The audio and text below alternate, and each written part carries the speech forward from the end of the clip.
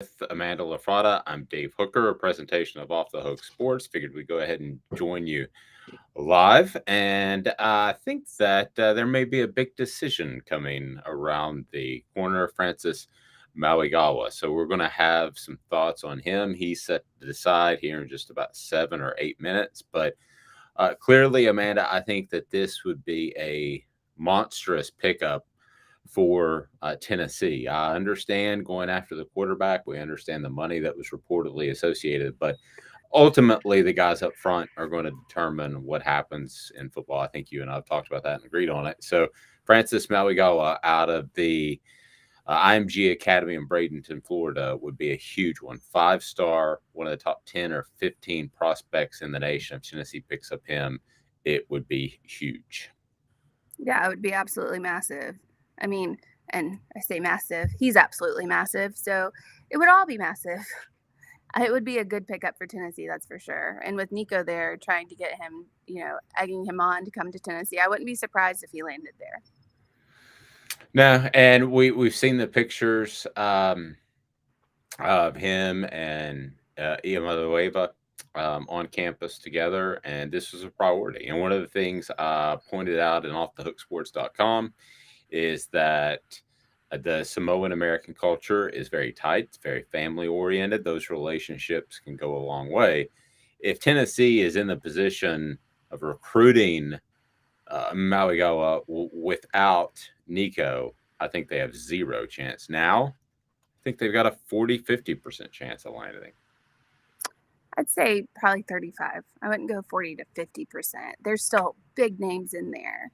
But I think one thing is that Tennessee's in the SEC, and we know that that's a conference that's staying. It's not going anywhere. Clearly, it's picking up momentum and building up. So I just believe that he will go somewhere in the SEC. If it's not Tennessee, it could be Alabama. Just saying. It could be. And you noticed a tweet that he sent to a current Alabama player. And for those that haven't seen it, it's on offthehooksports.com. And it's an incredible box jump, in which it's a split box jump where a 330-pound man goes about 5 feet in the air. It's pretty amazing. But he actually sent that to an Alabama player over the weekend, you noticed? Yep, Evan Neal. What do you read into that? We can sometimes read too much into the Twitter world.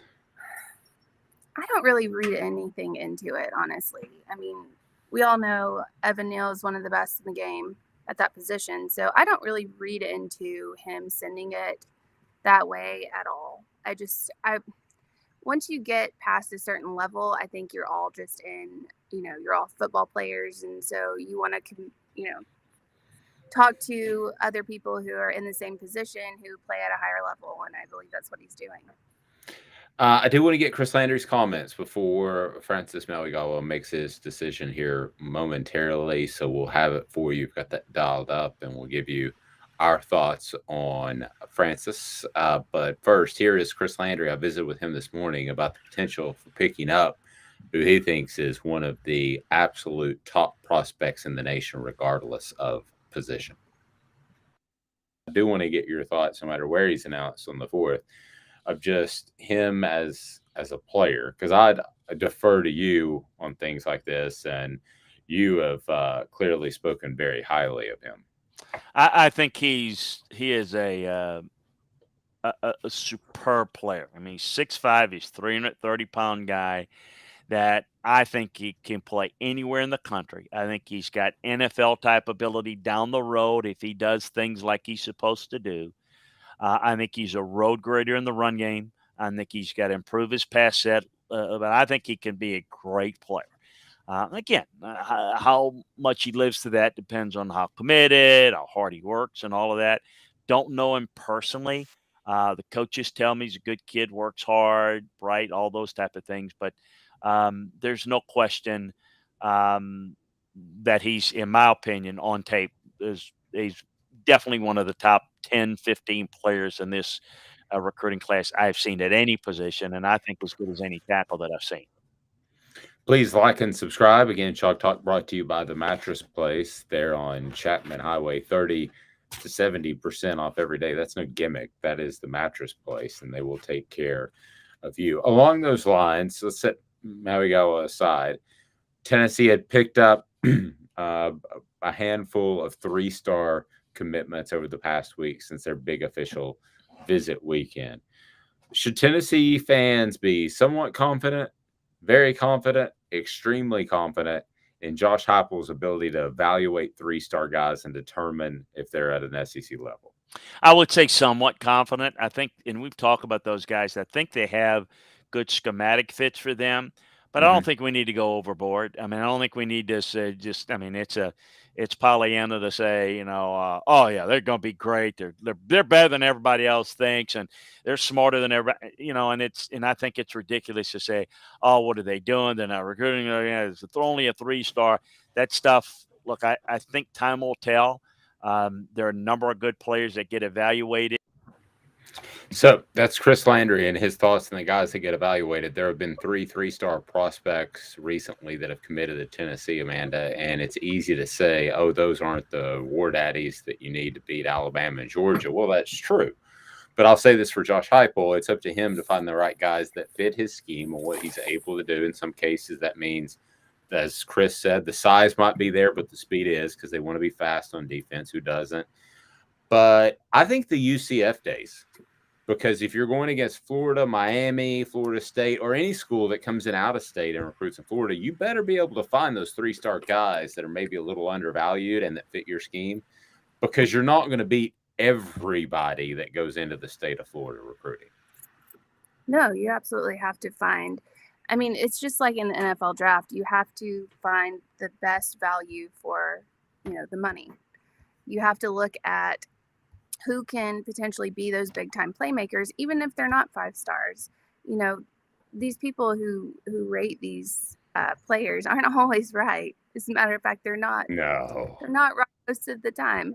So you have to look for the diamonds in the rough. Well, he is supposed to announce his decision at any point. So Amanda is monitoring that. If you look at Tennessee's class, it would be a huge monster pickup. Again, I am a guy that believes in building on the offensive line first and foremost, but just in terms of what Tennessee has been able to do to this point, Amanda, please let me know when you see his announcement. This would be another addition to a class that, quite frankly, has some pop in the Iamuleva. Nico. So they have Nico, yes. Stick to Nico. Just they have some pop, but they could use some more. So as soon as we have Francis's decision, we'll let you know. But when I say more, I think Tennessee would like to end the season with 6 guys that are 4-star or better. I mean, I think that's reasonable to ask for when you include the skill position players. I think that's a real possibility. So right now, Tennessee ranks in the nation 8th, which is nothing to sneeze about. And if they pick up Mauigoa and another prospect, they could be in the top 5. That's pretty impressive. 14 commits. But again, when we talk about the star power, you've got the one guy, the 5-star Nico, and then you've got 4 4-stars. So this would be 2 and 4. This would be 2 5-stars, 4 4-stars, respectively. That would be pretty darn impressive. I think you would take that heading into July. I think you would take that for sure. Yeah, especially if you're trying to rebuild, and I know Tennessee fans are so tired of hearing the words rebuild, because they've been rebuilding since 2007. So I understand that, but you have to, at this moment, celebrate everything that you can get as, a Tennessee fan, especially in the SEC. So. Yep. So we're supposed to hear at any moment. And now I'm hearing 4 o'clock. No, July 4th at 3 o'clock. Okay. So 3 o'clock on CBS Sports Headquarters. So we'll have that here momentarily. But let's look at his pending decision. You have Miami, and there's a lot of buzz about Miami. When I say a lot, I mean as of like the past 24 hours. Part of that's getting Jaden Rashada, the quarterback commit that Florida was so upset about. Supposedly Miami paid him money who's not. And he agreed to become a Hurricane, and he is recruiting just like Nico is for Tennessee. You have Jaden Rashada, who is recruiting. He is recruiting Francis and other prospects as well. So does he get Mauigoa? We kind of look at these things sometimes through, I think, a spectrum of the teams that you cover and or root for, and you see that there are all these reasons. Well, there are plenty of reasons to go to another school as well. The thing that would scare me about Miami, and we're going to have a separate piece that we're going to talk about conference realignment, because I have some awesome ideas that Amanda loves about building a mega conference. Just She totally hates love them. They're great. but The best.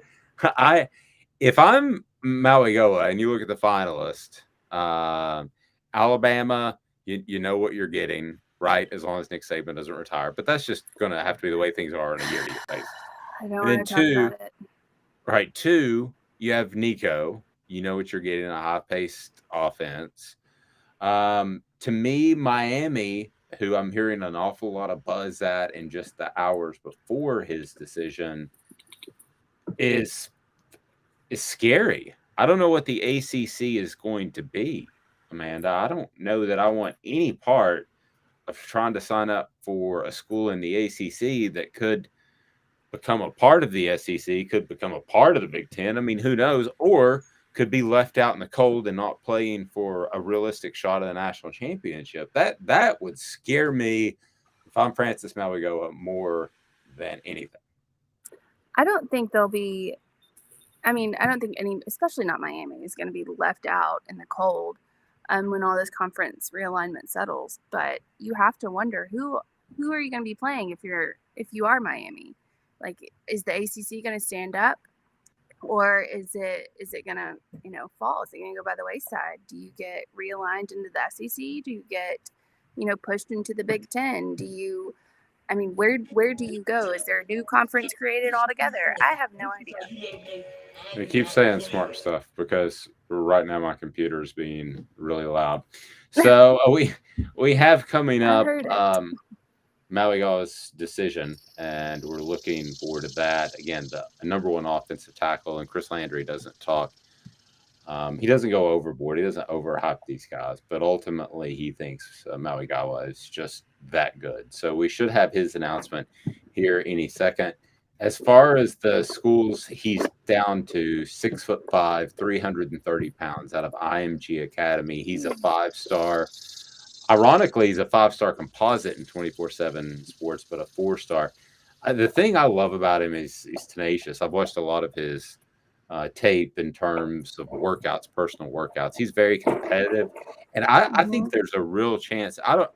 No offensive lineman wants to play guard. They all want to play tackle. It's a money position. However, that being said, Amanda, he could step in and play guard like right away at more than half, based off what I've seen, at more than half of the SEC schools. So I think Tennessee would be one of those schools. I'm not going to pretend to be familiar with Miami's offensive line, but probably one of those schools. I think that, I've always had my eye on Southern Cal. Is there a chance of that? I don't believe the Hawaii rumors whatsoever. I've heard Florida is pushing incredibly hard. So, I mean, that's not going to quit. But I guess if I had to pick it right now, and I know our own Ethan Stone, who's on top of this, he thinks Tennessee is going to win this battle. I guess I'm more along the lines of maybe a Miami, what I'm here recently, or a Southern Cal. So Amanda's frozen up a little bit. Are you still with us, Amanda? Sorry.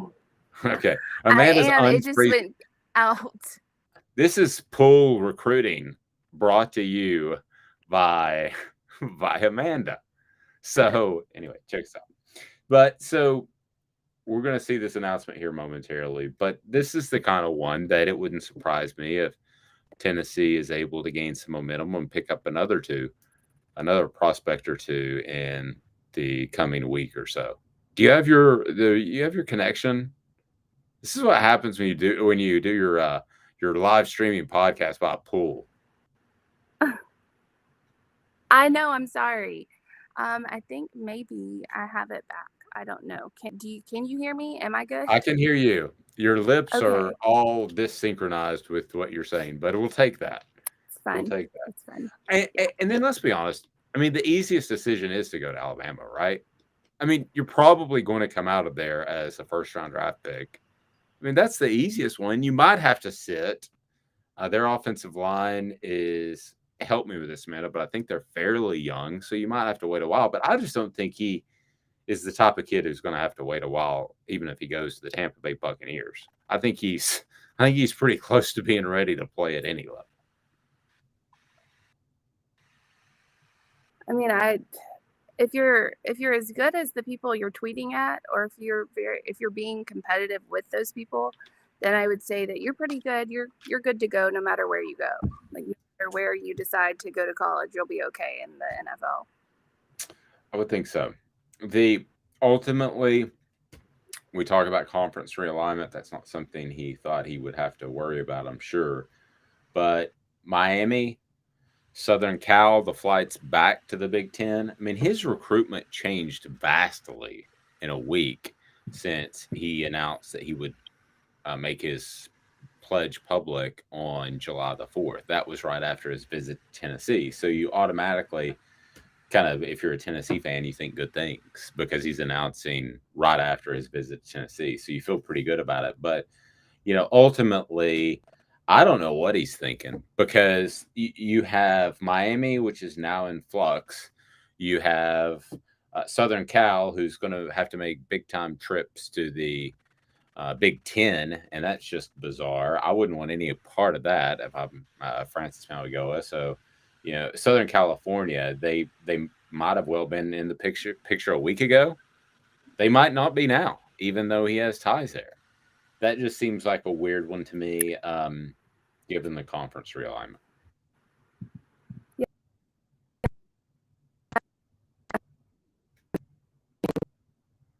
It's like your DJ Jazzy Jeff working the keyboard. Let's see if we can get the other thing. I think that would help Tennessee tremendously.